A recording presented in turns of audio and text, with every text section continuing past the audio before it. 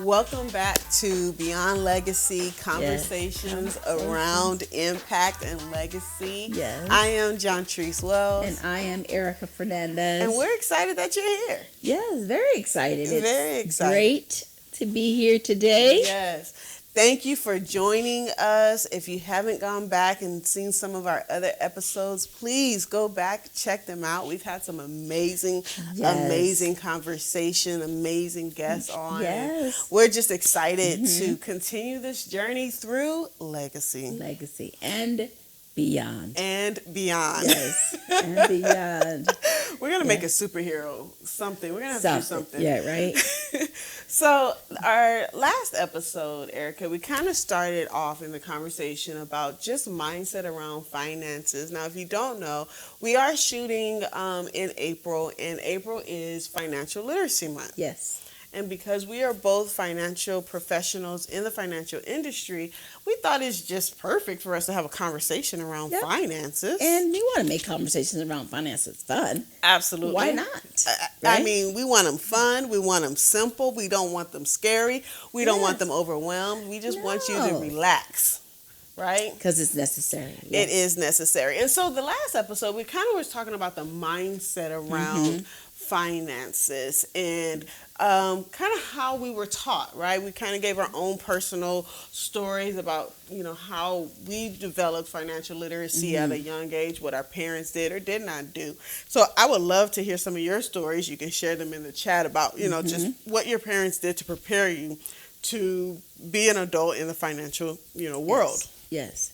So we, talked about mindset, and mindset is a huge thing when it comes to finances. You can have a poverty mindset or you can have a abundance mindset. Yep. No matter where you fall in income, right? I cannot have as much as the next person, but I have an abundance mindset. I know that I'm going to make more, I'm going to have more, I'm going to do more. So those are the things that kind of shifts my mindset when it comes to finances and just being overall well, financially well. Yeah, it's your stinking thinking. Stinking thinking. Right? It's the way you think about things. Absolutely. Right? If you see money as a topic, like I don't really want to talk about it, that means you're not probably handling it well. And that you don't want anybody else to know you're not handling well. So it's not a topic of conversation.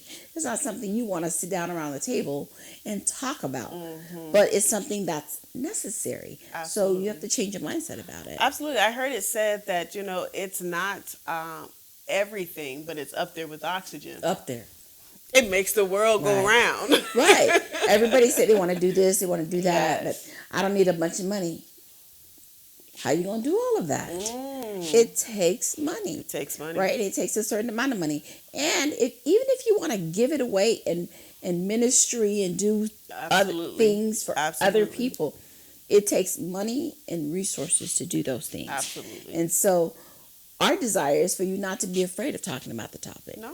Even if you don't have that much.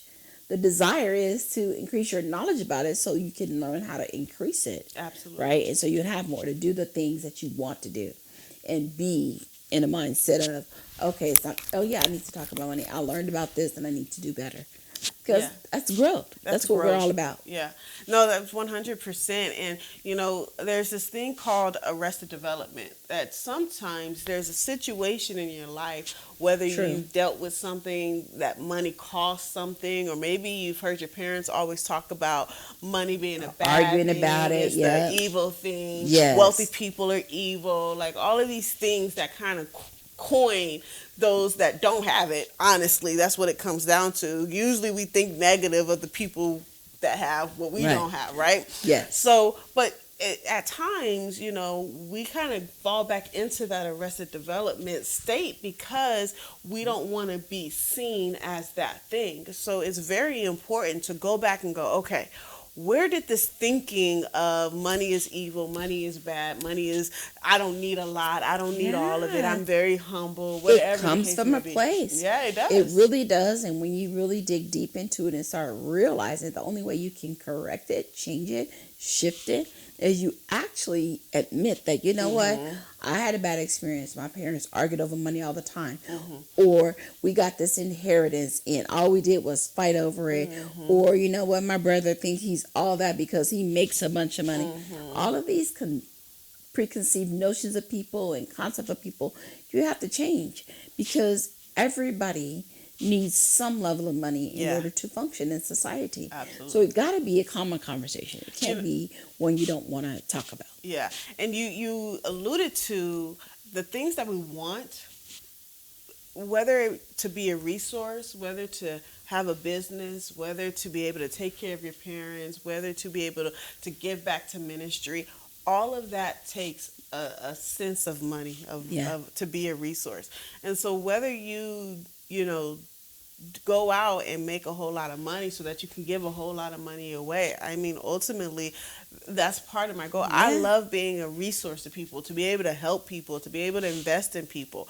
And so being able to have a certain amount of money so that I can do that, that's what it takes. Though. Even if that's within your own family. Can you imagine that?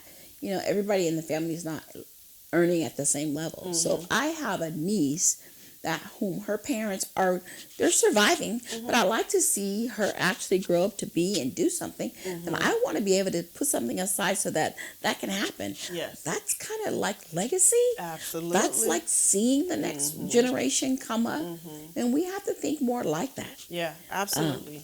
It's not their fault. Right. But we can always assist, and it's not a put down. Right. It's really a hand up. And we have to see it that way. And be okay to hand up. And be okay to say, no, I'm going to help you. I'm going to push you forward because I want you to do better than me. And it's one of those things that we've heard in our industry that, I didn't come from a millionaire, but a millionaire is going to come from me. Yeah. You know what I mean? Like, we're going to set our family apart. We're going to change our mindset. Our mindset. We're going to change our last name so that we become who we need to be so that our family continues to prosper. Yes. There's nothing wrong with prospering. Nothing wrong with that at all. Come on, guys. Yeah. So...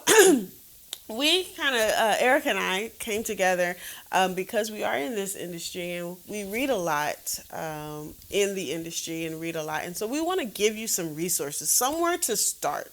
We don't want to bog you down with a whole lot of financial jargon where you're not going to understand it. Right. It's boring. It's over our head. Right. These resources are great resources. They're simple reads. They're simple listens, easy reads, and they allow you to kind of understand a little bit more of what we're talking about. So I'll let you start off. Yeah. So one of the things we've often heard as well is like if you want to hide something, put it in a book. Put it in the book, right? Yep. And so I'm going to start out with one of my books I really like is called Volatility Shield. And it's really a great read, a great story, and simply you could get this done in an hour and a half, read this story because it keeps you engaged and then learn a concept that you would not have typically thought about. It's a financial strategy that you probably deal with. And so I would first recommend this book is Volatility Shield is really good. Yeah. That's a good book. It's an easy read. It's a How to Vanish the 4% Rule. Yes. We don't talk strategies here and all of that, but this is a great book that's going to help you understand some of those things. Absolutely. The first book I would recommend. Yeah, now that one's a really good book. And like you said, it's a great story. So it's a story read.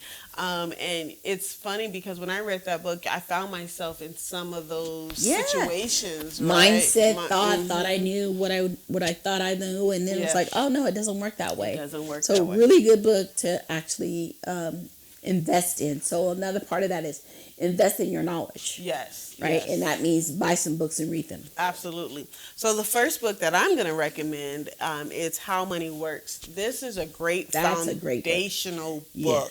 This is a book that you can take chapter by chapter and go, okay, I'm going to implement this. I'm going to implement that. Yes. Okay, this is what I need to see. And this is great for the family, for your children.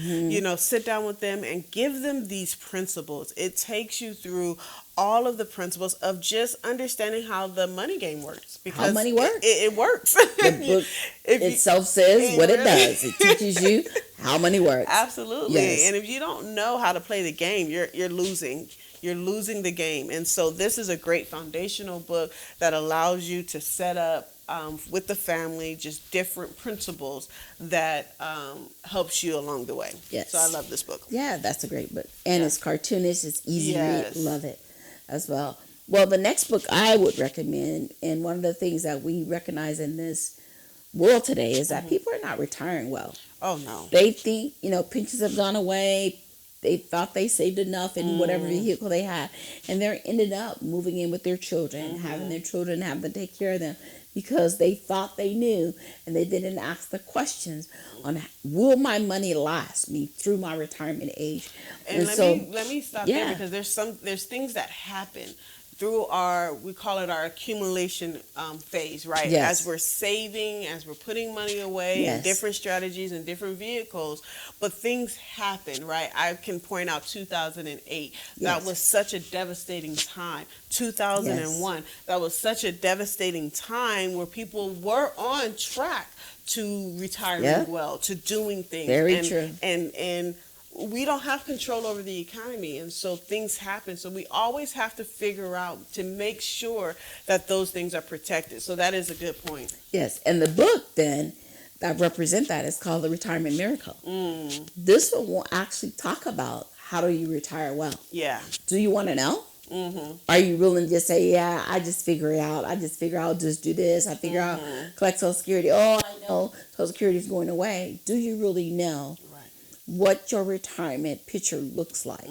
And do you know that there's a way to actually know what it looks like if you don't? And so The Retirement Miracle is another book. Reading is fundamental.